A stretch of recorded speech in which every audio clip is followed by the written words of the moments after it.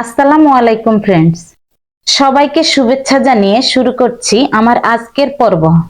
আজকে আমি আপনাদের সঙ্গে মাত্র দুটি সিদ্ধ আলু আর 1.5 কাপ ময়দা দিয়ে দারুণ মজার একটি নাস্তার রেসিপি তৈরি করে দেখাবো। এই নাস্তাটি তৈরি করা খুবই সহজ, ঘরে থাকা অল্প কিছু উপকরণ দিয়েই তৈরি করে নিতে পারবেন। তো চলুন তাহলে রেসিপিটি দেখে নেওয়া যাক। প্রথমে একটা মিক্সিং বলে নিয়ে নিচ্ছি 2 কাপ ময়দা। চাইলে আপনারা আটা দিয়েও তৈরি করে নিতে পারবেন।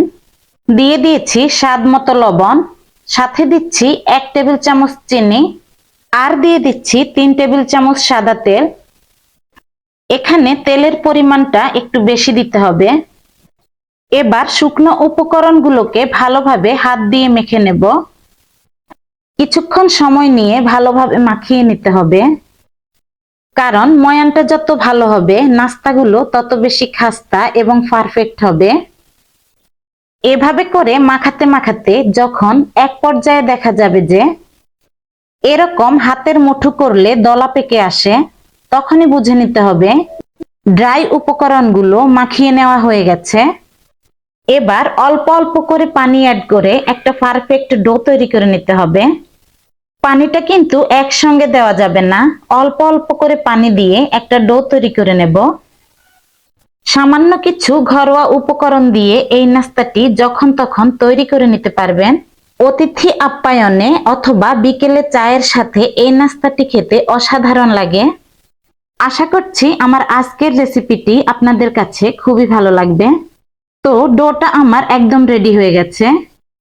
এখন উপর থেকে সামান্য কিছু তেল দিয়ে দেব, যাতে করে ড্রাই হয়ে না যায়। এবার ঢাকনা দিয়ে 20 মিনিটের জন্য রেস্টে রেখে দিচ্ছি। অন্যদিকে চলে যাচ্ছি পুরটা রেডি করার জন্য। এজন্য ফ্রাই প্যানে দিয়ে দিয়েছি 3 টেবিল চামচ সাদা তেল। তেল ভালোভাবে গরম হয়ে গেলে দিয়ে দিলাম হাফ টেবিল চামচ আস্ত জিরা, সাথে দিয়ে দিলাম কিছুটা রসুন কুচি করা। এবার জিরার সঙ্গে রসুন কুচিগুলো অল্প কিছুক্ষণ ভেজে নিতে হবে। রসুনটা ভেজে নেওয়া হয়ে গেলে এরপর দিয়ে দিচ্ছি একটা কুচি করে রাখা পেঁয়াজ। এই পেঁয়াজগুলোকে 1 মিনিট সময় নিয়ে একটু ভেজে নিতে হবে।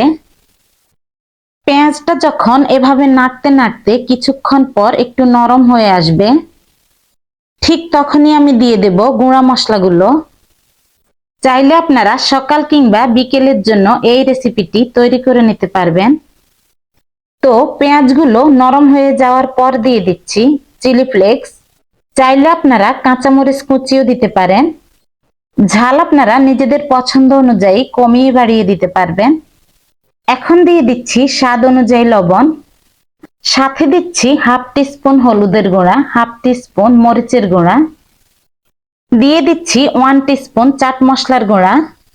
এবার সবগুলো উপকরণ ভালোভাবে মিক্স করে নিতে হবে। আপনারা চাইলে সকাল বিকেলের নাস্তায় অথবা বাচ্চাদের টিফিনেও এই নাস্তাটি তৈরি করে নিতে পারবেন। বাচ্চারা খুবই পছন্দ করবে আর মজা করে খেয়ে নেবে। এখানে আমি দুটো সিদ্ধ আলু হাত দিয়ে ম্যাশ করে নিয়েছি। এখন এই মশলার সঙ্গে আলুগুলো দিয়ে দিচ্ছি। আলুগুলোকে মশলার সঙ্গে দিয়ে দেওয়ার পর ভালোভাবে মিশিয়ে নিতে হবে। একদম ভালোভাবে মিশিয়ে নিতে হবে, এতে করে পুরের টেস্ট ভালো আসবে। আরেকটা কথা, যারা আমার চ্যানেলটিকে এখনো সাবস্ক্রাইব করেননি তারা প্লিজ চ্যানেলটিকে সাবস্ক্রাইব করে নেবেন। পাশে থাকা বেল বাটনটি প্রেস করে রাখবেন, এতে করে আমি নতুন ভিডিও আপলোড দেওয়ার সাথে সাথে নোটিফিকেশন পেয়ে যাবেন। তো পুরটা নামানোর আগে দিয়ে দিচ্ছি কিছুটা ধনিয়া পাতা কুচি। এখন ধনিয়া পাতা পুরের সঙ্গে ভালোভাবে মিশিয়ে নেব।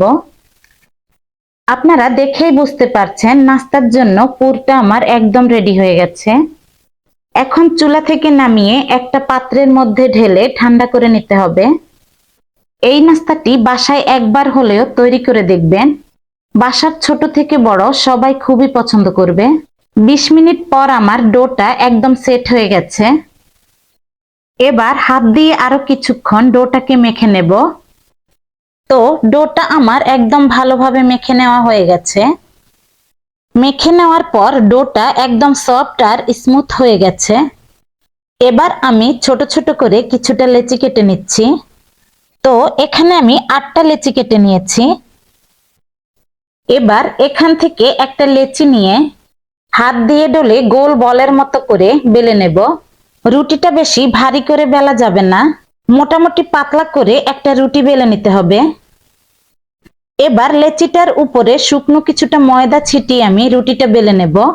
ভিডিওটি যারা ফেসবুক থেকে দেখছেন তারা পেজটি ফলো দিয়ে রাখবেন, আর বেশি বেশি ফ্রেন্ডস এবং ফ্যামিলির সঙ্গে শেয়ার করে নেওয়ার অনুরোধ থাকবে। দেখুন রুটিটা আমি এভাবে গোল করে পাতলা করে বেলে নিয়েছি। এবার রুটির মাঝখানে পুরটা দিয়ে দিতে হবে।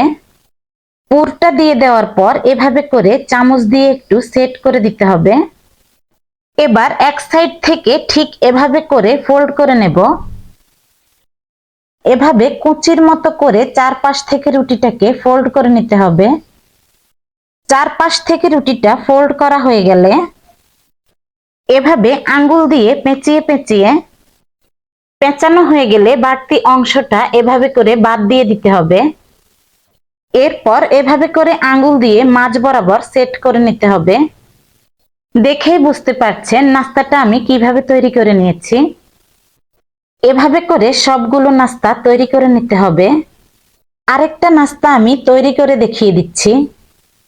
এই নাস্তাটি আমি আপনাদের সঙ্গে খুবই সহজভাবে তৈরি করার চেষ্টা করেছি। একটু খেয়াল করলেই বুঝতে পারবেন সবগুলো নাস্তা তৈরি করা একদমই ইজি। আপনারা ভিডিও ফলো করে নাস্তাটি তৈরি করে দেখবেন। এই নাস্তাটি বাচ্চারা খুবই পছন্দ করবে আর মজা করে খেয়ে নেবে। এটা এতটাই টেস্টি হয় বাচ্চারা একবার খেলে বারবার খেতে চাইবে। আশা করছি রেসিপিটি খুবই সহজ এবং ভালো লেগেছে। ভালো লাগলে একটা লাইক দিয়ে চ্যানেলটিকে সাবস্ক্রাইব করে নেবেন। এভাবে করে রুটির মাঝখানটায় পুরটা দিয়ে দিতে হবে। এরপর চামচ দিয়ে পুরটাকে সেট করে নিতে হবে। এরপর এভাবে করে রুটিটাকে ফোল্ড করে নিতে হবে। চারপাশ থেকে ফোল্ড করা হয়ে গেলে আঙ্গুল দিয়ে এভাবে করে পেঁচিয়ে নিতে হবে। পেঁচানো হয়ে গেলে রুটির বাড়তি অংশটাকে বাদ দিয়ে দিতে হবে। এরপর মাঝখানটাকে আঙ্গুল দিয়ে সেট করে নিতে হবে। আরেকটা নাস্তাও আমার তৈরি করে নেওয়া হয়ে গেছে। সবগুলো নাস্তা আমি তৈরি করে নিয়েছি। এবার চুলায় প্রয়োজন মতো তেল গরম করে এক এক করে সবগুলো নাস্তা আমি তেলের মধ্যে দিয়ে দিচ্ছি। নাস্তাগুলো দেওয়ার আগে তেলটা ভালোভাবে গরম করে নিতে হবে। চুলার আঁচটা কিন্তু লো টু মিডিয়ামে রেখে এই নাস্তাগুলো ভেজে নিতে হবে। এই নাস্তাগুলো ভাজতে বেশি সময়ের প্রয়োজন হয় না। অল্প কিছুক্ষণ ভেজে নেওয়া হয়ে গেলে নাস্তার একটা সাইডে কালার চলে আসবে, তখনই নাস্তাগুলো পাল্টে দিতে হবে। এভাবে করে উল্টে পাল্টে নাস্তাগুলোকে গোল্ডেন ব্রাউন কালার করে নামিয়ে নিতে হবে। নাস্তাগুলো আমার একদম পারফেক্ট ভাবে ভেজে নেওয়া হয়ে গেছে। এখন তেল চেকে নামিয়ে নিচ্ছি।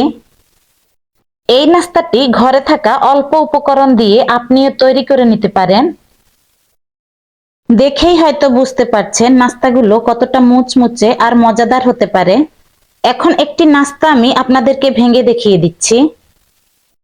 এই নাস্তাটি ওপর থেকে ক্রিস্পি আর ভেতর থেকে সফট হয়। দেখেই বুঝতে পারছেন নাস্তাটা কতটা লোভনীয় আর টেস্টি হতে পারে। তো আজকের মতো এখানেই বিদায় নিচ্ছি। আল্লাহ হাফেজ।